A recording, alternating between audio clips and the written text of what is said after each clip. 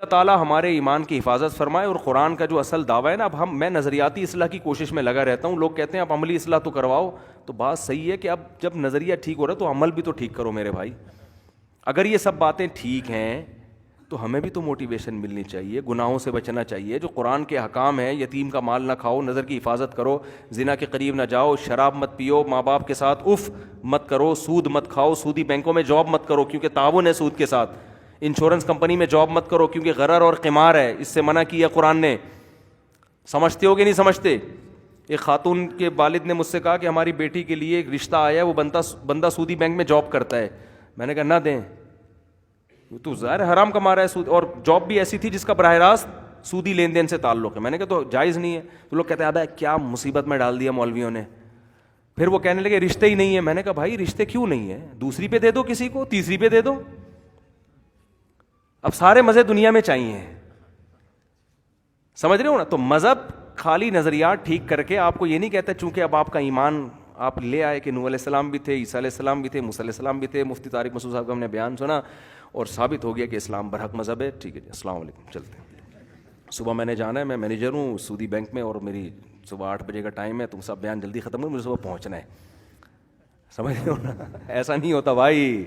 اگر یہ ٹھیک ہے تو اس کا مطلب پھر یہی ٹھیک ہے. پھر قرآن جو کہہ رہا ہے وہی ٹھیک ہے, اس کے علاوہ سب غلط.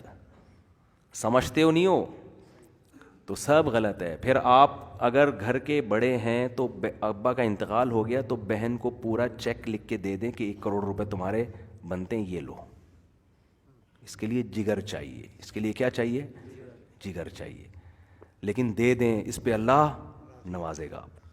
اور آنکھ مٹک کے چھوڑ دیں. سمجھتے ہو, آپ کی جو بیگم ہے وہی ہے, بس جیسی ہے وہی ہے. دفتروں میں جو انٹیاں نظر آ رہی ہیں وہ اللہ نے آپ کے لیے بولو نہیں ہے. گورا تو کہتا ہے یار یہ وہ بھی ہے یہ بھی ہے, ٹھیک ہے انجوائے کرو. یہ کیا ہے فضول قسم کی باتیں مولویوں نے کی. وہ تو ایسا بنا رہے ہیں نا انسان کو پتہ نہیں بنے گا کیا یہ آگے جا کے. جیسے فارمی مرغی بن گئی ہے نا عجیب سی, انسان بھی عجیب سی چیز بن جائے گا. فیشن دیکھو, اسلام آپ کو بالوں کے فیشن کی اجازت نہیں دیتا. آج میں نے کسی آدمی کے بال دیکھے پورے عجیب جو فیشن ہوتے ہیں نا, یہاں سے کٹے ہوئے ہیں, پورا کٹورا رکھ کے جیسے کاٹے ہوئے ہو. یہ گورے پہ جچتا ہے. نبی صلی اللہ علیہ وسلم نے حکم دیا ہے تو پورے بال رکھو یا پورے کاٹو. آئی بات سمجھ میں؟ نہیں آئی. پورے بال رکھیں یا پورے کاٹیں. یہ اپنی طرف سے نہیں, زیبرا کراسنگ بنائی ہوئی ہے سر کے اوپر. کچھ لوگ گورا تو کر رہا ہوتا ہے. ہندوؤں کے پنڈت ڈسٹمپر کر کے بیٹھے ہوتے ہیں, آپ نے دیکھا ہوگا, نیلے پیلے. ہمارے مذہب میں اس کی اجازت, یہ تغییر خلق اللہ ہے. جیسا اللہ نے بنایا ہے ویسا ہی رہو. اس کو مزین تو کر سکتے ہو, لیکن کتنا وہ بھی بتا دیا, اپنی طرف سے نہ شروع کر دو. داڑھی بڑھاؤ, مونچھیں کم کرو, کیونکہ مونچھیں بڑھنے سے انسان کی زینت, آپ نے دیکھا ہوگا نا, پوری بال ایسے پھیلے ہوئے ہوتے ہیں اور بالٹیاں اٹھا رہے ہوتے ہیں, بعض لوگ اس سے مقابلے کر رہے ہوتے ہیں. یہ زینت کے خلاف ہے. صدل سے منع کیا, خلاف وضع کپڑا پہننے سے. صدل کہتے ہیں ایسا جو پراپر ڈریس ہے وہی پہنو, عجیب سی چیز بن کے مارکیٹ میں نہ ہو. اس کو صدل کہتے ہیں کہ وضع کے خلاف آپ نے کوئی لباس پہننا شروع کر دیا. عورت کو حکم دیا پراپر ڈریس پورا پہنے. فیشنیبل عورتوں کی طرح ادھورے کپڑے پہننے کی عورت کو اسلام میں اجازت نہیں ہے. یہ اللہ کی تعلیمات ہیں جو قرآن میں اور حدیث میں بیان کی جا رہی ہیں. تو جب یہ آپ نظریہ درست کریں تو اس کا مطلب پھر ان تعلیمات کو, اور یہ کتنی خوبصورت تعلیمات ہیں یار, اس کے اگینسٹ ہوتی کہ شراب پیو اور یہ بھی کرو اور یہ بھی کرو, ماں باپ کو گھر سے نکال دو, یہ فطرت کے خلاف ہوتی ہیں. تو قرآن کا کتنا بڑا کمال ہے اسلام کا کہ اس نے کہا میں اللہ ہو کے تمہیں آرڈر تو کر رہا ہوں, لیکن آرڈر وہی کروں گا جو تمہاری نیچر کا حصہ ہے, تمہیں نیچر پہ لانے کے لیے. تو یہ تو ہمارے فائدے کی چیز ہے. آج ہم بوڑھے باپ کی کڑوی کسیلی برداشت کریں گے تو کل آپ نے بھی تو بوڑھا باپ بننا ہے. نہیں آئی سمجھ میں؟ یہ ٹینشن اٹھاؤ گے تو کل اولاد بھی تو ٹینشن, اسلام اس کو بھی تو پابند کر رہا ہے کہ ان کی ٹینشن اٹھاؤ تم, تو مزے ہوں گے بڑھاپے میں. بدماش دادا بدماش ہوتا ہے ہمارے یہاں. دادا ہے نا وہ محلے کا دادا, اس کے اتنے بچے اتنے پوتے اتنے نواسے, تو کل تم نے بھی تو, یہ ہمیشہ ایسے ہی جوان رہو گے. اسلام اگر عورت کو یہ کہہ رہا ہے کہ پردے کا حکم دے رہا ہے تاکہ مرد کو عورت دیکھنے کو نہ ملے, تو اس میں عورت ہی کا فائدہ ہے کہ جب تم کسی کی بیوی بنو گی نا تو جس معاشرے میں پردہ ہوگا تو تمہارا میاں بھی تم ہی کو دیکھے گا, اس کے علاوہ کسی اور کو دیکھنے کا آپشن نہیں ہوگا.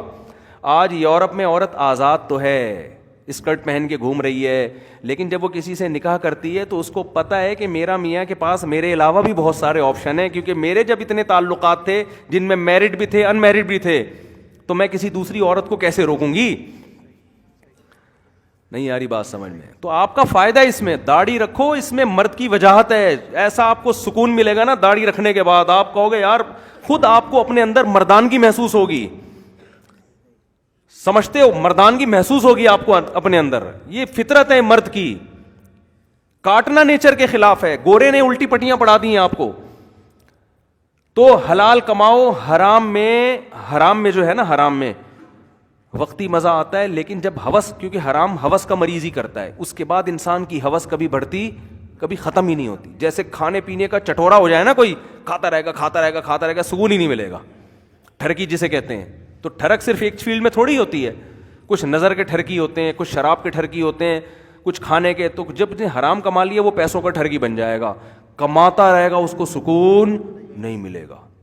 تو یہ تمام گناہ آپ کی زندگی سے آپ کا خود سکون چھینتے ہیں۔ اسلام میں اللہ نے سکون رکھا ہے، مزہ رکھا ہے، نیچر پہ آ جاؤ، پاکیزہ چیزیں کھاؤ گے، دانت صاف کرو گے۔ اگر اسلام کہتا ہے دانت گندے رکھنے ہیں، ٹینشن ہوتی کہ نہیں ہوتی؟ اسلام نے کہا صبح اٹھتے ہی سب سے پہلے کام کیا کرنا ہے؟ دانت صاف کرنا ہے، وضو کرنا ہے، کم سے کم ہفتے میں ایک دفعہ لازمی غسل کرنا ہے، روزانہ کرو تو بہت اچھی بات ہے۔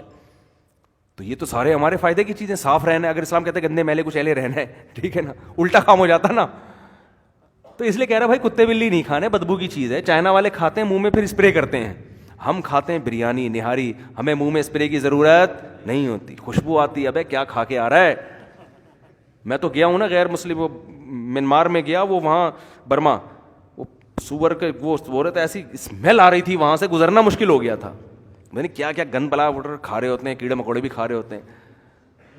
ہم بکرا ذبح کرتے ہیں، خون سارا اس کا نکال دیتے ہیں، ایسا صاف ستھرا گوشت ہو جاتا ہے۔ خیر، تو اس میں ہمارا بھی فائدہ ہے۔ اللہ ہم سب کو انسان کا بچہ بننے کی توفیق عطا فرمائے۔ یہ نہیں کہتا مسلمان بننے کی، انسان کا بچہ بننے کی توفیق۔ ابھی تو